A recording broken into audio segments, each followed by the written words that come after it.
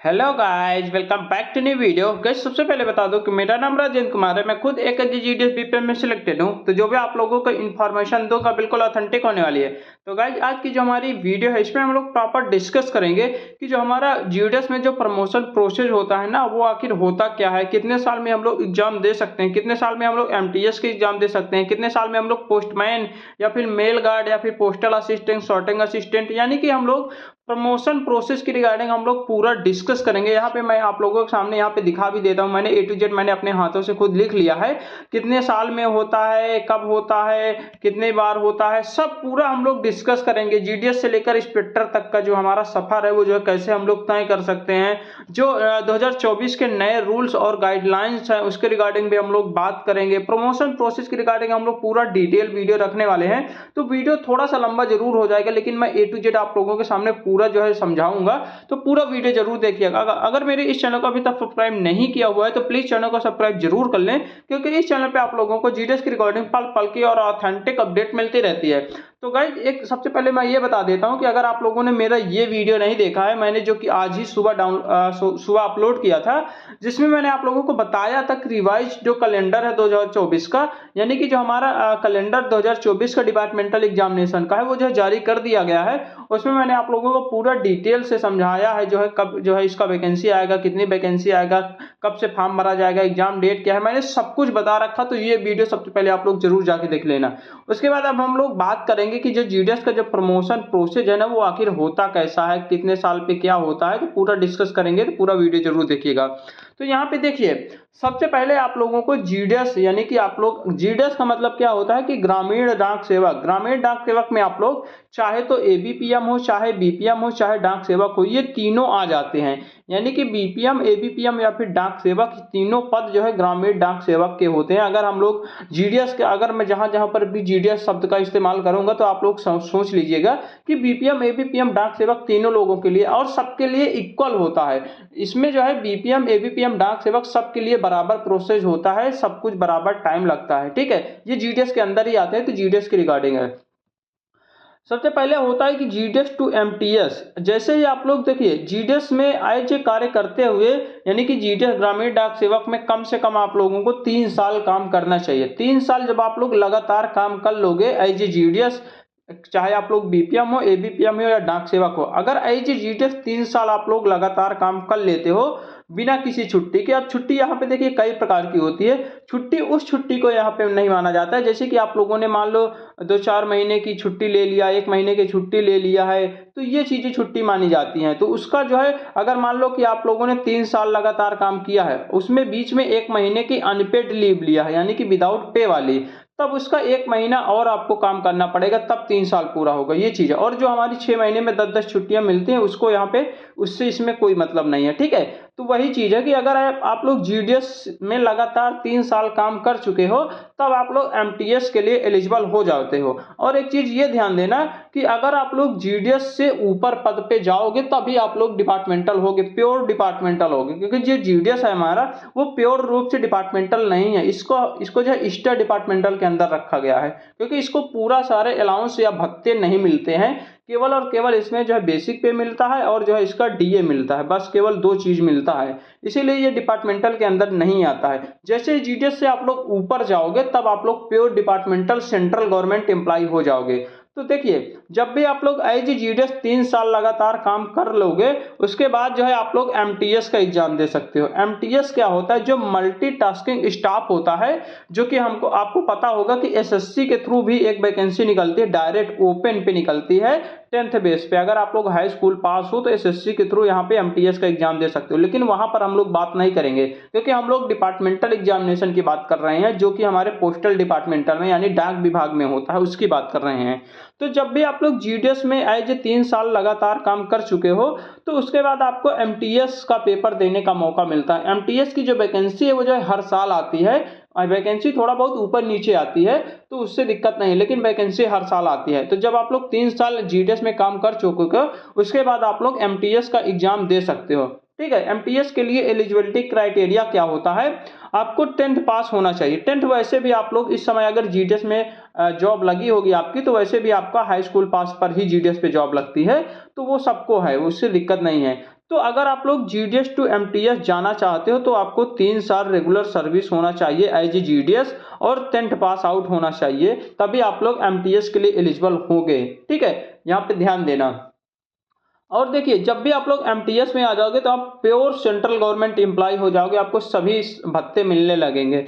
जैसे जीडीएस में अगर कोई कर्मचारी है तो उसका 10,000 और 12,000 रुपए उसका बेसिक पे होता है। उसके बाद डीए वगैरह जोड़ जाड़ के, क्योंकि इस समय 50% डीए हो चुका है, तो 15,000 और जो है 18,000 हो जाएगा जीडीएस में। ठीक है, उसके बाद जब आप लोग एमटीएस में जब आप लोगों का प्रमोशन हो जाएगा तो उस समय की जो सैलरी होगी आपकी, जो क्योंकि ये जो है 18,000 इनका बेसिक पे होता है, जो एमटीएस होते हैं। ठीक है, 18,000 रुपए इनका बेसिक पे होता है। उसके बाद इसमें डीए लगता है, इसमें एचआरए लगता है, इसमें जो है सारा टीए लगता है, एचए लगता है, जितने भी अलाउंस मिलते हैं सेंट्रल गवर्नमेंट एम्प्लॉय को, सभी अलाउंस जो है एमटीएस को मिलने लगेंगे।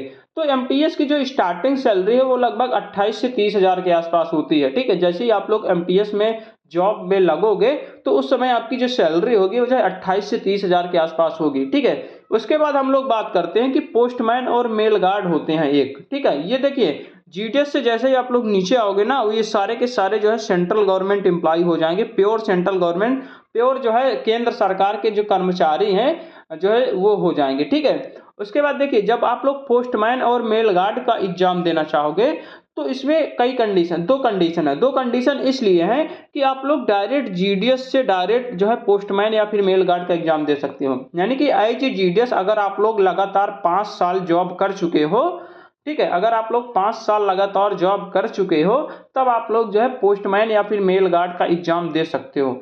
ठीक है, उसके बाद इसमें भी जो है 10th पास आउट मांगता है, यानी कि हाई स्कूल पास इसमें भी मांगता है। और जीडीएस से लगातार 5 साल, यानी अगर आप लोग जीडीएस में लगातार 5 साल काम कर चुके हो तब आप लोग पोस्टमैन मेल गार्ड का डायरेक्ट एग्जाम दे सकते हो, एमटीएस की कोई जरूरत नहीं है। अगर मान लो कि कोई एमटीएस है, एमटीएस अगर पोस्टमैन बनना चाहता है या फिर मेल गार्ड बनना चाहता है तो उसको 2 साल एज एमटीएस में काम करते रहना हो जाना चाहिए। चाहे आप लोग इधर से जोड़ोगे तब भी 5 साल होगा, इधर से डायरेक्ट जोड़ोगे तब भी 5 साल होगा। कहने का मतलब यह है कि 5 साल जरूर होना चाहिए।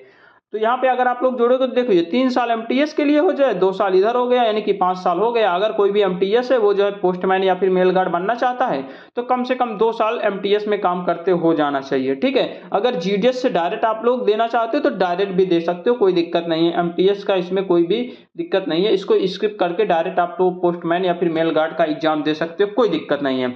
उसके बाद अगर आप लोग पोस्टमैन या फिर मेल गार्ड की सैलरी की बात करोगे तो यहाँ पे 40,000 प्लस सैलरी होती है। उनकी स्टार्टिंग सैलरी 40,000 के ऊपर होती है। ये प्योर सेंट्रल गवर्नमेंट एम्प्लॉय ये होते हैं। ठीक है, उसके बाद अगर हम लोग बात करें जो पीएएस से होते हैं, जिसे हम लोग पोस्टल असिस्टेंट या फिर सॉर्टिंग असिस्टेंट कहते हैं, जो कि आपके बाबू वाला जो पद होता है ना, डाक विभाग में जो बाबू वाला पद होता है उसकी बात यहाँ पे की जा रही है। देखिए, जो पीएएस हैं उसके लिए भी आप लोग जीडीएस से डायरेक्टली यहाँ पे एग्जाम दे सकते हो। अगर आप लोग जीडीएस हो और आपको काम करते करते 8 साल हो गया है तब आपको जो है डायरेक्ट पीएएसए का एग्जाम आप लोग दे सकते हो, कोई दिक्कत नहीं है। लेकिन आपको 8 साल जीडीएस में काम करते रहना हो जाना चाहिए और आपका जो है eligibility criteria 12th pass out होना चाहिए, यानी इंटर पास होना चाहिए। और आपको जो है आराम से पोस्टल असिस्टेंट और सॉर्टिंग असिस्टेंट का पेपर दे सकते हो, कोई दिक्कत नहीं है। उसके बाद यहाँ पे अगर बात करेंगे, इसकी जो सैलरी लगभग 50,000 के ऊपर होती है। ठीक है, लगभग आप लोग 50,000 मान के चलिए, तो 50,000 के आसपास जो पोस्टल असिस्टेंट या सॉर्टिंग असिस्टेंट होते हैं 45-50,000 के आसपास उनकी सैलरी होती है। उसके बाद अगर यहाँ पे अगर बात करेंगे, ये तो डायरेक्ट बात हो गई कि जीडीएस से डायरेक्ट आप लोग पीएएसए का एग्जाम दे सकते हो। एक चीज और ध्यान देना कि मैक्सिमम जो हमारा होता है जीडीएस से आप लोग डायरेक्ट पीएएसए तक ही एग्जाम दे सकते हो। अगर आप लोग सोच रहे हो कि जीडीएस से हम लोग डायरेक्ट इंस्पेक्टर बन जाएं तो ऐसा पॉसिबल नहीं है। इंस्पेक्टर बनने के लिए आपको पीए, पोस्टल असिस्टेंट या सॉर्टिंग असिस्टेंट होना जरूरी है। अगर जीडीएस से बनना चाहते हो तो ये चीज ध्यान देना, आप लोग जीडीएस से डायरेक्ट इंस्पेक्टर की पोस्ट नहीं ले सकते हो, ये चीज ध्यान देना। जीडीएस से डायरेक्ट आप लोग पोस्टल असिस्टेंट, सॉर्टिंग असिस्टेंट तक ही बन सकते हो डायरेक्ट एग्जाम देके। उसके बाद इंस्पेक्टर के लिए अलग एलिजिबिलिटी क्राइटेरिया होता है। ठीक है, उसके बाद अगर हम लोग ये बात करें कि अगर कोई भी पोस्टमैन है या फिर मेल गार्ड है, अगर वो जो है पोस्टल असिस्टेंट या सॉर्टिंग असिस्टेंट बनना चाहता है, एग्जाम देना चाहता है, तो एज ए पोस्टमैन जो है 3 साल उसको काम करते हो जाना चाहिए। ठीक है, अगर इस कड़ी में बात करेंगे तो 3 साल, अगर इस कड़ी में बात करेंगे तो 8 साल टोटल, क्योंकि ये 5 साल इधर हो जाता है ना, तो आप लोग इधर से चाहे जोड़िए चाहे इधर से जोड़िए, बात वही है, यानी कि समय उतना ही लगता है। अगर मान लो कोई भी पोस्टमैन है, पोस्टल असिस्टेंट बनना चाहते हो तो 3 साल, कोई भी एमटीएस है, पोस्टल असिस्टेंट सॉर्टिंग असिस्टेंट बनना चाहता है तो 3 + 2 5 साल हो जाएगा। कोई भी जीडीएस है वो जो है बनना चाहता है तो 5 ये हो गया, 3 इधर हो गया, यानी 8 साल, पूरा 8 साल हो जाएगा। तो ये जो है कड़ी चलती है, श्रृंखला ऐसे ही चलती, चाहे आप लोग इधर से देखिए चाहे आप लोग इधर से देखिए, दोनों सेम टाइम लगेगा। ठीक है, इसीलिए मैंने यहाँ पे डिटेल यहाँ पे सबको लिख दिया है, आप लोगों को पूरी तरीके से समझ में आ जाएगा। यहाँ पे देखिएगा जीडीएस टू एमटीएस मैंने 3 साल रखा है। उसके बाद एमटीएस से पोस्टमैन पे जाओगे तो यहाँ पे, अगर यहाँ पे डायरेक्ट जाओगे तो 2 साल, अगर जीडीएस से डायरेक्ट आओगे तो 5 साल। उसके बाद जीडीएस से डायरेक्ट पीएएसए पे आओगे तो 8 साल, अगर इधर से आओगे तो इधर का अलग क्राइटेरिया। ठीक है, ये चीज देख सकते हो। उसके बाद हम लोग इंस्पेक्टर की बात करेंगे। जो इंस्पेक्टर का मतलब होता है, जो हमारे एफडीआई होते हैं ना, इंस्पेक्टर ऑफ पोस्ट होते हैं, सब डिविजनल इंस्पेक्टर होते हैं ना, उनकी बात कर रहे हैं। तो देखिए, अगर आपको इंस्पेक्टर की पोस्ट पे जाना है तो आप लोग जीडीएस से डायरेक्ट इंस्पेक्टर की पोस्ट पे नहीं जा सकते हो। आपको जो है पोस्टल असिस्टेंट या सॉर्टिंग असिस्टेंट होना चाहिए, तभी आप लोग इंस्पेक्टर की पोस्ट पर इंस्पेक्टर का जो है एग्जाम दे सकते हो। इसके लिए एलिजिबिलिटी क्राइटेरिया आपको ग्रेजुएशन चाहिए, यानी कि आपको जो है ग्रेजुएशन पास आउट होना चाहिए, और आपको जो है पोस्टल असिस्टेंट या सॉर्टिंग असिस्टेंट में लगभग 8 साल, यहाँ पे 8 साल जो है काम करते हो जाना चाहिए। यानी कि कोई भी पीएएसए है, पोस्टल असिस्टेंट या सॉर्टिंग असिस्टेंट है, उसने जो है 8 साल लगातार पोस्टल असिस्टेंट सॉर्टिंग असिस्टेंट में काम कर लिया है, तो वो जो है इंस्पेक्टर ऑफ पोस्ट का एग्जाम दे सकता है, कोई दिक्कत नहीं है। ठीक है, तो ये चीज है। और जो इंस्पेक्टर ऑफ पोस्ट की जो सैलरी है वो लगभग 60,000 से, मतलब 60,000 के आसपास होती है, 60,000 आप लोग मान के चलिएगा। ठीक है, उसके बाद इंस्पेक्टर से जैसे आप लोग नीचे आओगे तो नीचे आने के लिए आपको जो है यहाँ पे जो है एएसपी होता है। ठीक है, यानी कि इंस्पेक्टर के ऊपर जाओगे तो असिस्टेंट सुपरिटेंडेंट ऑफ पोस्ट होता है। असिस्टेंट सुपरिटेंडेंट ऑफ पोस्ट के ऊपर अगर आप लोग जाओगे तो उसके बाद जो है एसपी होते हैं, उसके बाद एसएसपी होते हैं। ठीक है, यानी सुपरिटेंडेंट ऑफ पोस्ट होते हैं। ये तो असिस्टेंट सुपरिटेंडेंट ऑफ पोस्ट हो गए। ये सुपरिटेंडेंट ऑफ पोस्ट होते हैं, जो कि एक डिवीजनल के हेड होते हैं, जो डिवीजन ऑफिस होते हैं उनका हेड होता है एसपी या फिर एसएसपी होता है। ठीक है, उसके बाद हम लोग इसके नीचे चलते जाओगे तो आप लोग जो है पीएमजी, और उसके बाद सीपीएमजी, उसके बाद और जितने भी पद होते हैं ऐसे ही चलता रहता है। तो यहाँ पे मैंने इंस्पेक्टर तक की बात की है, तो इंस्पेक्टर तक प्रॉपर तरीके से इतना जो है आपको जो है झेलना पड़ेगा, ये सारा चीज करना पड़ेगा। अगर आप लोग जो है और नीचे अगर आप लोग जानना चाहते हो कि इंस्पेक्टर से लेके आगे तक कौन कौन से पोस्ट होते हैं, कितना क्या एग्जाम होता है, कैसे क्या होता है, कितना साल लगता है, तो आप लोग कमेंट करना, मैं जो है इसका अलग से वीडियो बना दूंगा, क्योंकि इसके आगे जो है यहाँ पे प्रमोशन प्रोसेस में कुछ चेंजमेंट है, इसीलिए यहाँ पे मैंने नहीं बता रखा है। ठीक है, मैं केवल यहाँ पे इंस्पेक्टर तक की बात किया हूँ। इंस्पेक्टर तक का यहाँ पे मैंने पूरा सफर आप लोगों को दिखा दिया है, कितना साल लगता है, कितना पास आउट होना चाहिए, कैसे क्या होता है, सैलरी का भी मैंने बता दिया, सब कुछ बता दिया है। ठीक है, फिर भी कोई भी डाउट रहता है, कोई भी कंफ्यूजन रहता है तो आप लोग कमेंट बॉक्स में जरूर पूछ लेना। तो चलिए ठीक है, मिलते हैं एक नई वीडियो के साथ, तब तक के लिए बाय बाय, टेक केयर।